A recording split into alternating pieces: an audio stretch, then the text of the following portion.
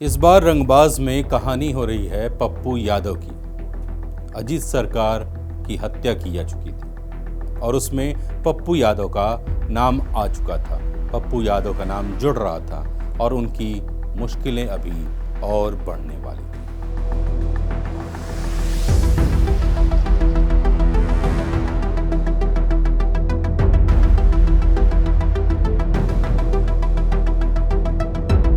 12 फरवरी 1999 को दिल्ली पुलिस ने धौलपुर से भारतीय जनता पार्टी के सांसद गंगाराम कोहली के घर से एक कुख्यात अपराधी को गिरफ्तार किया। नाम था राजन तिवारी। वही राजन तिवारी जिसका नाम अजीत सरकार हत्याकांड में आ चुका था। वो गोरखपुर का गैंगस्टर था और श्री प्रकाश शुक्ला गैंग से ताल्लुक रखता था। दिल्ली पुलिस की क्राइम ब्रांच ने राजन तिवारी से पूछताछ की और जो उसने बताया वो और सनसनीखेज था। राजन तिवारी ने पुलिस को बताया कि उसे 15 लाख रुपयों में समाजवादी पार्टी के नेता डीपी यादव और सांसद पप्पू यादव ने हायर किया था। किस काम के लिए? गाजियाबाद में तैनात यूपी पुलिस के इंस्पेक्टर प्रीतम सिंह की सुपारी दी थी।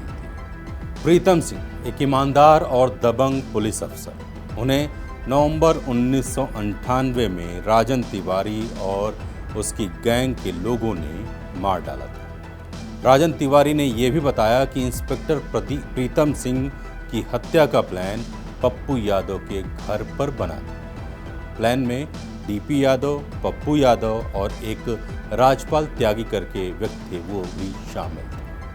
दरअसल डीपी यादव को खबर मिली थी कि उनके भाई को मारने वाले अपराधी को इंस्पेक्टर प्रीतम सिंह ने ही जेल से बाहर निकाला था। इसीलिए डीपी यादव ने प्रीतम की हत्या करवाकर अपना बदला लेना चाहा था और अपना वर्चस्व कायम करना चाहते थे। राजन तिवारी ने दिल्ली पुलिस के सामने एक और बड़ा खुलासा किया।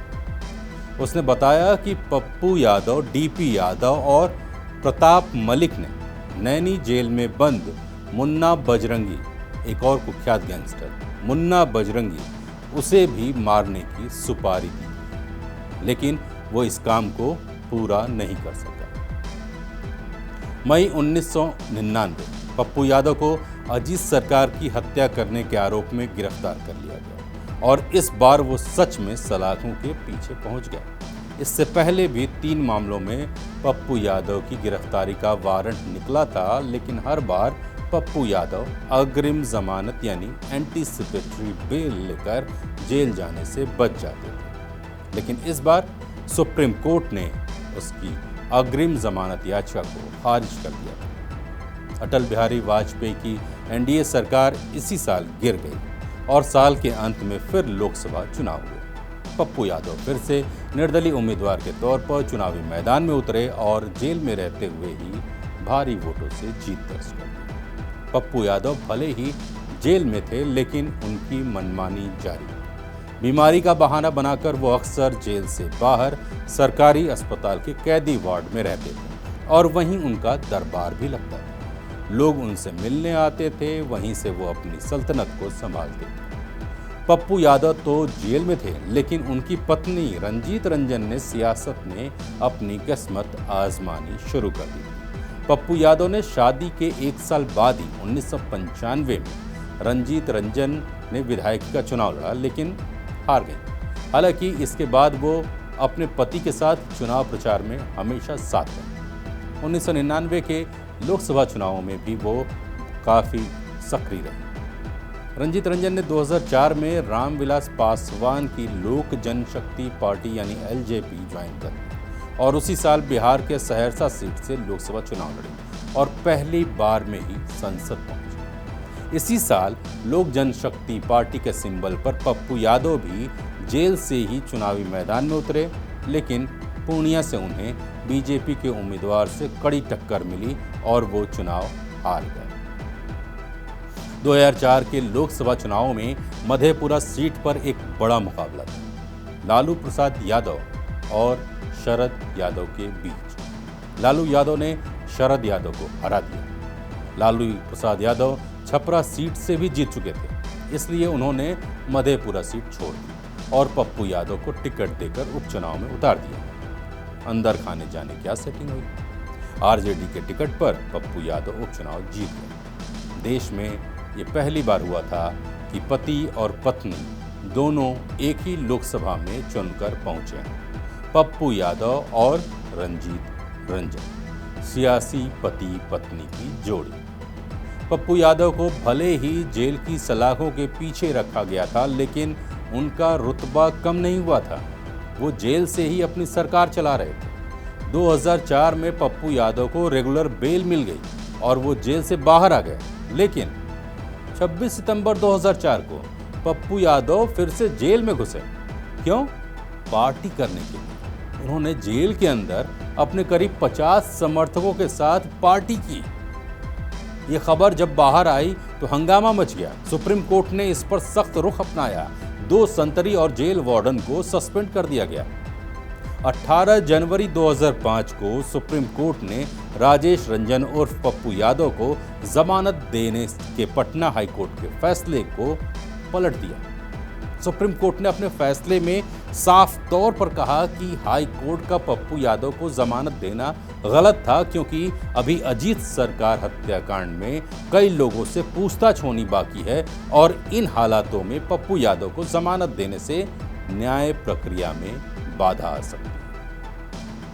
सुप्रीम कोर्ट में 7 बार हाई कोर्ट से पप्पू यादव की जमानत याचिका खारिज होने को भी आधार बनाया गया। बेऊर जेल, पटना में बंद पप्पू यादव के व्यवहार को लेकर भी सवाल। जेल में पप्पू के पास से मोबाइल फोन मिला और यह भी पता चला कि पप्पू ने मोबाइल फोन से कई अहम लोगों से बात की थी। सीबीआई को शक था कि पप्पू यादव केस को प्रभावित कर सकते हैं। ऐसे में सुप्रीम कोर्ट ने उनकी असंवैधानिक गतिविधियों को देखते हुए सीबीआई को आदेश दिया कि पप्पू यादव को पटना के बेऊर जेल से किसी और जेल में शिफ्ट किया जाए। 1 महीने बाद ही पप्पू यादव को पटना के बेऊर जेल से दिल्ली के तिहाड़ जेल में शिफ्ट कर दिया गया। बेऊर जेल से तिहाड़ जेल, पप्पू यादव का ठिकाना बदल गया। तिहाड़ जेल दिल्ली की सबसे बड़ी और सबसे सख्त मानी जाने वाली जेल। लेकिन पप्पू यादव तो पप्पू यादव थे। उन्होंने तिहाड़ जेल को भी अपने लिए इस्तेमाल कर लिया। तिहाड़ जेल में रहते हुए पप्पू यादव ने एक किताब लिखी। किताब का नाम था द्रोह काल का पथिक। इस किताब में पप्पू यादव ने भगत सिंह को अपना आदर्श बताया और कई सनसनीखेज दावे किए।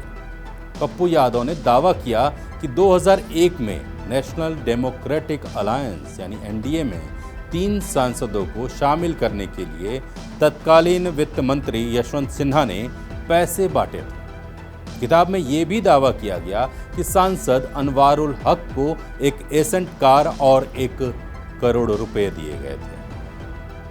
इसके अलावा पप्पू यादव ने यह भी आरोप लगाए कि 2008 में यूपीए सरकार के विश्वास मत परीक्षण को लेकर कांग्रेस और बीजेपी दोनों पार्टियों ने समर्थन हासिल करने के लिए सांसदों को 40-40 करोड़ रुपए देने की पेशकश की। पप्पू यादव रंगबाज से लेखक बन गए। जेल में भी वो सुर्खियों में बने रहे। आज पप्पू यादव की कहानी को यहीं रोकते हैं, लेकिन कहानी अभी बाकी है। पप्पू यादव से जुड़े कई किस्से अभी हैं। कुछ सनसनीखेज हैं और कुछ ऐसे हैं जो ये दिखाते हैं कि पप्पू यादव आगे चलकर कितना ऊपर उठे, उन पर लगे दाग भी मिटे, लेकिन फिर वो नीचे गिरे और फिर एक बार ऊपर उठे। ये कहानी अगले एपिसोड में देखिएगा मेरे साथ। जय हिंद।